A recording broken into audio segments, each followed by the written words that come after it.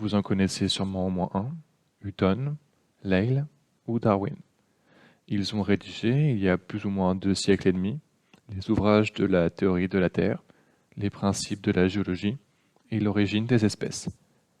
Ces messieurs ont participé activement à la mise à jour d'une science qui n'a pas fini de faire parler d'elle. Ne vous sentez pas mises de côté, mesdames, car malgré le contexte de l'époque et ses institutions savantes, dirigées presque exclusivement par des collectifs masculins, certaines femmes se sont largement distinguées et ont contribué activement par leurs travaux et leurs découvertes au développement des connaissances et à la vulgarisation de la géologie. Citons par exemple Mary Anning, qui a découvert les premiers fossiles complets d'ichthyosaures, plésiosaures et ptérosaures. Ces découvertes ont directement été utilisées par Darwin et Buckland. Elles ont notamment servi au débat sur l'extinction des espèces et l'âge de la Terre.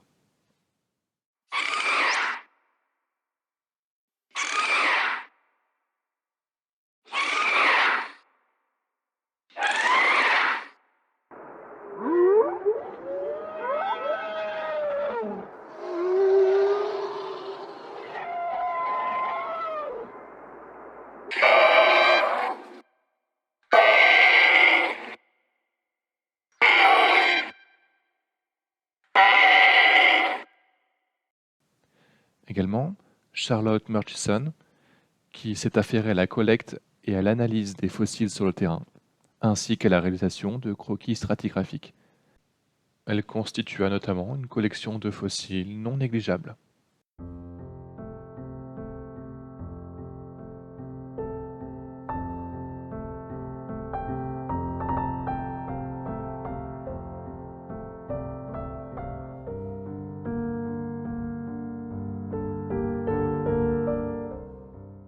Marie Somerville, qui a synthétisé et vulgarisé les avancées en géologie, en physique et en astronomie, par la réalisation d'ouvrages à succès. Elle a fortement contribué à répandre le savoir scientifique.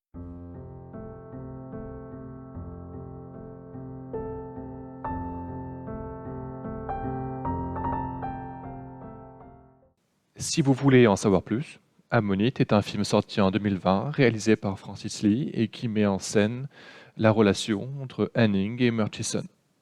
Donc, la géologie, c'est une science qui est relativement récente, plus ou moins 250 ans, et elle consiste en l'étude de terrain, l'observation, les dessins, l'échantillonnage et des théories. Étymologiquement, géologie vient du grec géo et logos. Géo qui signifie la terre et logos, le discours, l'étude. Donc c'est une science qui consiste en l'étude des parties de la Terre qui sont directement accessibles à l'observation et d'élaboration des hypothèses qui permettent de reconstituer leur histoire et d'expliquer leur agencement. Elle a 2 objectifs: comprendre l'histoire de la Terre, permettre l'utilisation des éléments qui constituent la Terre. Pour ce faire, on utilise 2 repères spatiaux. En gros, c'est la taille des objets qu'on observe, et temporelle, qui correspond à la durée des événements géologiques, qui varie de quelques fractions de seconde à quelques milliards d'années. À force de travail et de recherche, on en est arrivé à ceci. À première vue, ça ressemble à un tableau coloré, pas très accessible. Mais ce document condense près de 2 siècles de recherche, de débats passionnés, de controverses scientifiques et de collaborations internationales. C'est le résultat de milliers d'heures de terrain, d'innombrables fossiles étudiés et de théories parfois audacieuses.